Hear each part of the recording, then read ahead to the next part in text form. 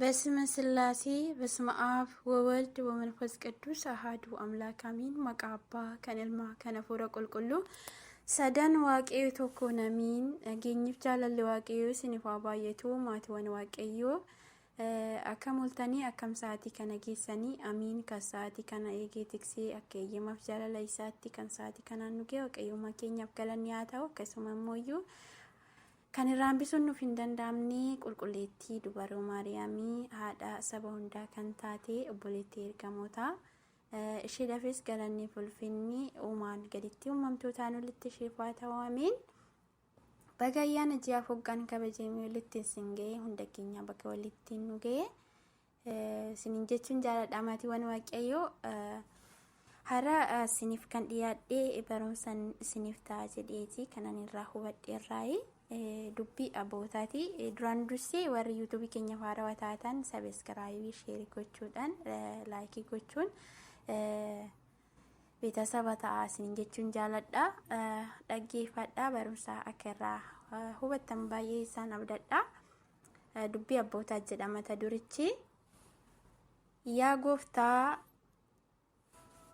yaa gooftaa biyyee fi daaraa ta'ee osoo jiru namoota akka qulqulluutti na lakkaan irraa na fayyisii abbaa keenya qulqulluu Inxoosii dubbate uumamtoota qorannee beekuun yoo nuuf hin danda'amne hundumaa kan uume isa qorannee beekuun akkamiin nuuf danda'ama abbaa Atnaatiyoos warqiin ibiddaan akkuma qoramu akkasuma kennaa fi kabajni Kiristoos osoo hin qoramiin argachuun hin danda'amu.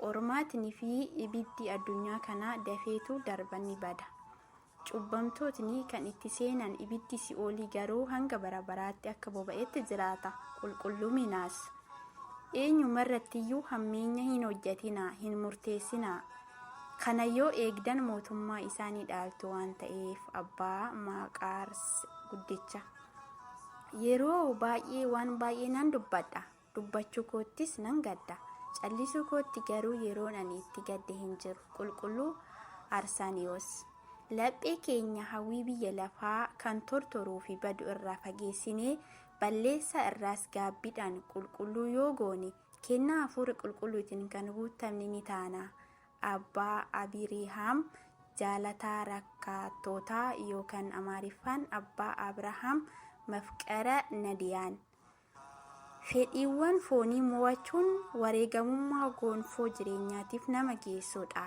eebbifamoo Abuna Gorgoriyoos lammaffaa hirriibni kee dura kadhannaa taasistuu dhiistee akka raftu hafuurri kee yoo si dhidhiibu tolee jettee hin fudhatin ittumayyuu faaruu daawwitiitti dabaliitii halkan guutuu kadhachaa buli abbaa keenyaa qulqulluu Yisaaq isa Sooriyaa nuti cubbuu keenya yaadachaatii gaabbina yoo ta'e waaqayyo nuuf ni dagata nuti cubbuu keenya dagannee kan of jajjabeessinu yoo ta'e waaqayyo nurratti ni yaadata qulqulluu Inxoos waaqayyo yoo barbaadne ofii isaa nuuf ibsa cimsinee yoo qabannee nu waliin jiraata abbaa Arsaaniyoos namni tokko harka waaqayyo keessa akka jiru yoo baree fi waaqayyo humna naaf raawwata yoo jedhee laphee isaa guutuu ni ta'a Maarii Yisaaq ajajamuu diduun hewaan ishee jalqabaaf duuti nama irratti mo'e ajajamuu hewaan ishee lammaffaaf yookaan durbee Maariyaamiif jireenyi gara addunyaa kanaa dhufe duuti humna isaa dhabe qulqulluu Hereeniyoos ati yaada kee hooggani malee yaadni kee akkasii hoogganu bakka hin kenniniif kiristaanni dhugaa kan miira isaa isa hoogganu osoo hin taane kan miira isaa hoogganuudha eebbifamoo qulqulluu Abuna Shinaadoo gadi of qabummaa malee waaqayyoon tajaajiluun hin danda'amu qulqulluu Laallibalaa dadhabbii malee mootummaa waaqayyoo galuun hin danda'amu qulqulluu Laallibalaa gatii lubbuu keessanii argattan akka isinitti hin hir'anneef dadhabdanii xiqqoos ta'ee baay'ee kan barsiiftan gatii hin fudhatina abbaa Zeenaa Maarqos gidiraa Kiristoos baachuu kanaadha sooma galataa wajjiin jaalala kasoomina wajjiin imimmaan jabina waliin kennaa garaa laafinaa waliin qabattanii jiraachuudha akkasumas dubbii ofii to'achuun haa hafu baay'isuu fi guyyaa du'aa of yaadachuudha.